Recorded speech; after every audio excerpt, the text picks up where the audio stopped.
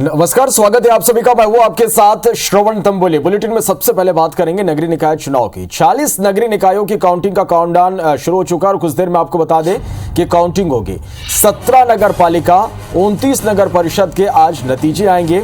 6 नवगठित नगर परिषद भी इसमें शामिल है। कुल मिलाकर 814 वार्डों के लिए आज पार्षद चुने जाएंगे और अधिकतर सीटें आदिवासी बाहुल्य क्षेत्र है। और IBC 24 पर सबसे तेज और सटीक नतीजे आप देख सकते हैं। तो बस कुछ ही देर बाद काउंटिंग शुरू होगी। पल पल का अपडेट लगातार हम आप तक पहुंचाएंगे। 40 नगरीय निकायों की काउंटिंग का काउंटडाउन शुरू हो चुका है। कुछ ही देर में काउंटिंग शुरू होगी। 17 नगर पालिका, 29 नगर परिषद के आज नतीजे आने। 6 नवगठित नगर परिषद भी इसमें शामिल है। कुल 814 वार्डों के लिए आज पार्षद चुने जाएंगे और 40 नगरीय निकायों में किसकी सरकारों की शहर सरकार होगी ये फाइनल हो जाएगा। सत्ता के सेमीफाइनल का आखिरी लिटमस टेस्ट आज है और इसलिए आज के जो परिणाम है वो काफी दोनों ही दलों के लिए बेहद मायने रखते हैं। 40 नगरीय निकायों की काउंटिंग आज होनी है। IBC 24 पर सबसे तेज और सबसे सटीक नतीजे हम आप तक पहुंचाएंगे। 29 नगर परिषद के आज नतीजे आएंगे। तो दोनों ही दलों ने इस पूरी चुनाव में अपनी ताकत झोंक दी है और कई दिग्गजों की साख दांव पर है। ऐसे में सबकी निगाह आज के परिणाम पर है। सत्ता का सेमीफाइनल भी इसे कहा जा रहा है। आने वाले समय में 2023 उसके बाद फिर लोकसभा चुनाव इस लिहाज से काफी महत्वपूर्ण हो जाते हैं। आज की ये परिणाम किसकी जीत होगी, किसकी हार होगी, अपडेट लगातार IBC 24 पर हम आप तक पहुंचाते रहेंगे। तो ये बड़ी खबर इस वक्त हम पहुंचा रहे हैं। 40 नगरीय निकायों की आज काउंटिंग होनी है और उससे कुछ देर बाद मतगणना शुरू हो जाएगी और मतगणना के तुरंत बाद आपको बता दें कि परिणाम भी घोषित आज कर दिए जाएंगे। 17 नगर पालिका, 29 नगर परिषद के नतीजे आएंगे। इनमें से 6 नवगठित नगर परिषद भी शामिल हैं। कुल 814 वार्डों के लिए पार्षद चुने जाएंगे। अधिकतर जो सीटें हैं वो आदिवासी बाहुल्य क्षेत्र है, यानी दोनों ही दलों ने आदिवासी वोट बैंक को साधने की पूरी कोशिश यहां पर की है। लगातार दौरे हुए, तमाम दिग्गज पूरी तरह से चुनाव मैदान में थे।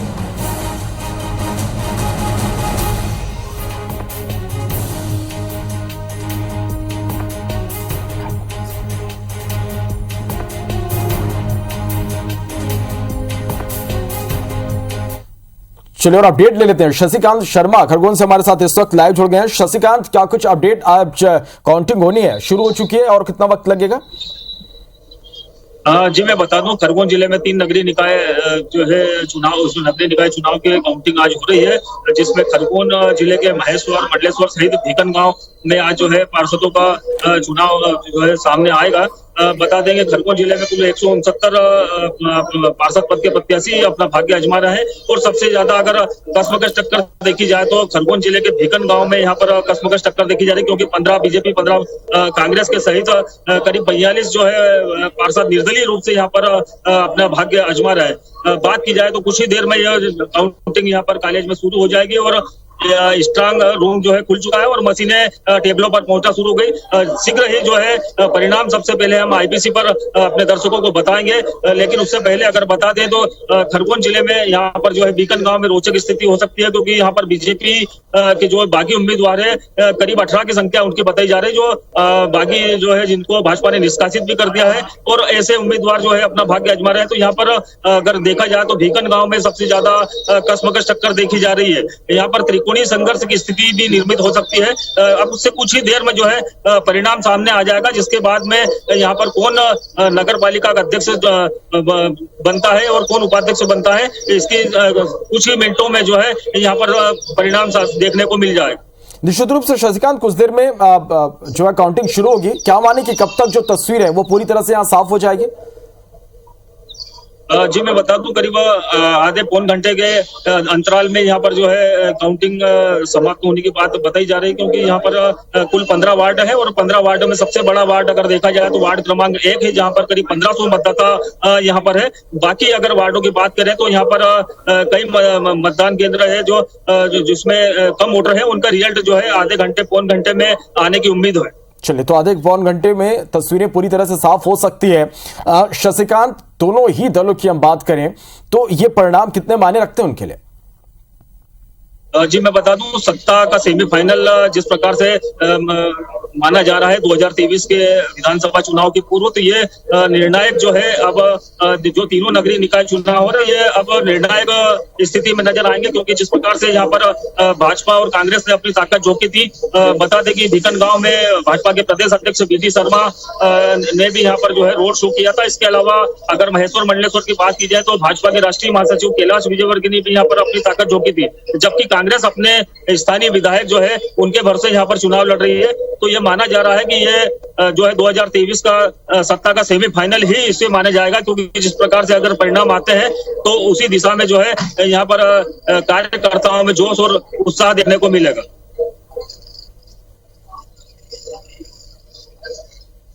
चलिए, और हमारे साथ सागर से उमेश यादव भी इस वक्त हमारे साथ लाइव जुड़ गए हैं, और अनूपपुर से राम भुवन गौतम भी लाइव जुड़ गए। सबसे पहले सागर ही चलते हैं। उमेश, क्या कुछ अपडेट आपके पास?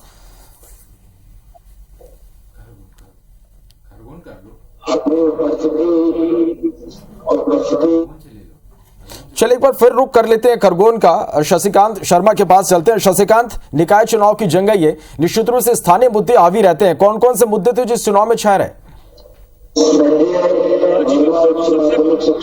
स्थानीय ये चुनाव है, तो यहाँ पर स्थानीय मुद्दे इसमें ज्यादा हावी रहते हैं, जैसे नल है, सड़क है, और इसमें भूमिका निभाते हैं। की बात की जाए तो यहाँ पर बीजेपी की नगर परिषद थी,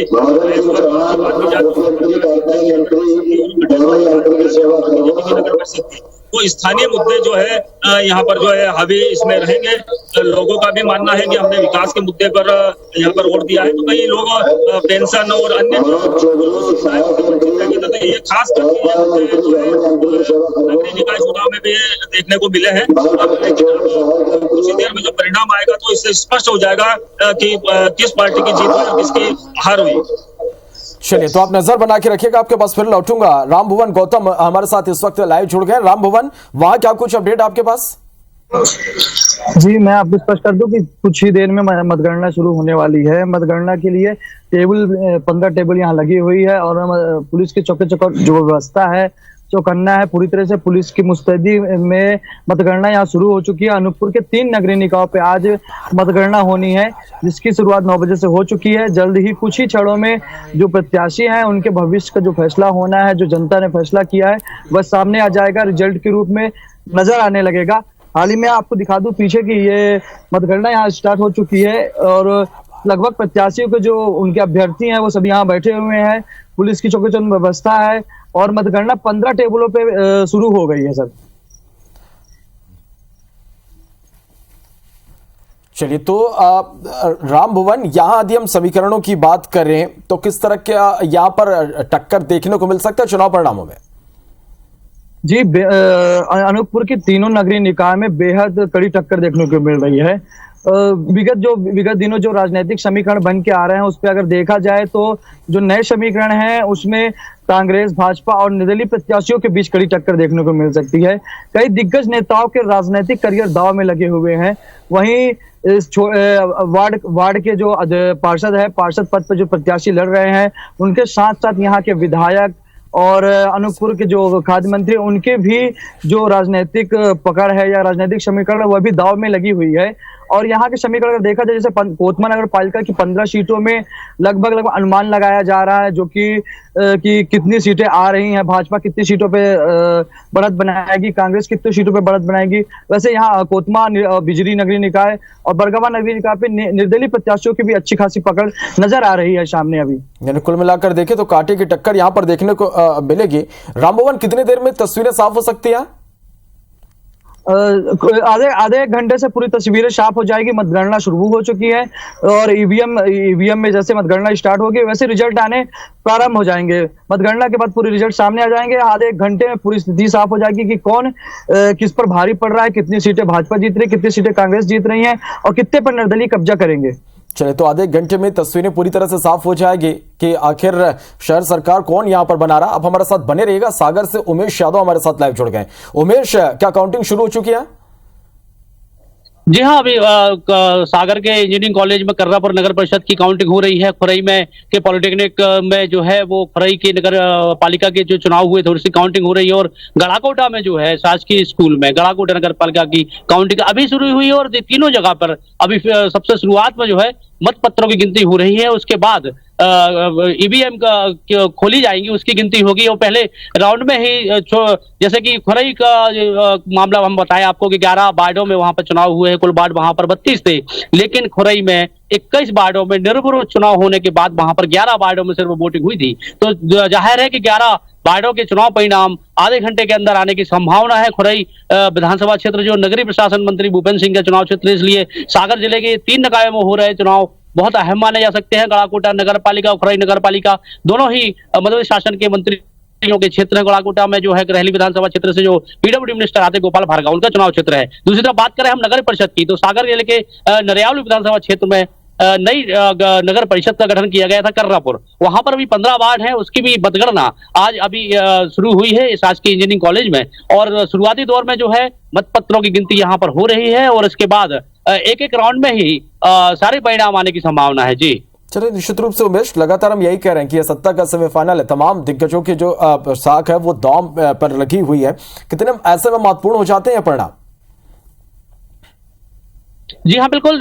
इस मुद्दों की यदि बात करें तो चूंकि सारे चुनाव निपट चुके थे नगरीय निकाय चुनाव के, और सागर जिले में नगरीय प्रशासन मंत्री का गृह जिला होने के कारण ये बहुत अहम यहाँ के चुनाव हैं। लेकिन मुद्दों की बात की जाए तो गड़ाकोटा और खुरई में अन्य जो निकायों के मुद्दे होते हैं उनसे इतर यहाँ पर वर्चस्व की लड़ाई कांग्रेस और भाजपा के बीच जो वर्चस्व की लड़ाई है वो यहाँ पर देखने को मिल रही थी, क्योंकि बीजेपी की ये कोशिश है कि कांग्रेस का सफाया कर दिया जाए। जिस तरीके के परिणाम खुरई में देखे थे कि 32 वहां पर वार्ड हैं, लेकिन 21 वार्डों में वहां पर भारतीय जनता पार्टी के प्रत्याशी निर्विरोध निर्वाचित हो चुके थे। 11 वार्डों में प्रत्याशी है, 11 वार्डों में चुनाव हुए, लेकिन उसमें भी महत्वपूर्ण बात यह है कि उन 11 वार्डों में से सिर्फ 2 वार्ड में कांग्रेस के प्रत्याशी वहां पर चुनाव लड़ रहे थे। तो ये कयास लगाया जा रहा है कि उन 2 वार्डों में भी खुरई के अंदर भाजपा जीत सकती है। इस तरीके से पूरे खुरई में भूपेंद्र सिंह का जो चुनाव क्षेत्र है वहां पर कांग्रेस का सफाया हो सकता है। इसी तरह देखा जाए गड़ाकोटा में भी बड़ा कसमकस का चुनाव था, वहां पे हालांकि कांग्रेस ने बड़ी कड़ी चुनौती दी। वहां पर 23 वार्डों में चुनाव हो रहे हैं,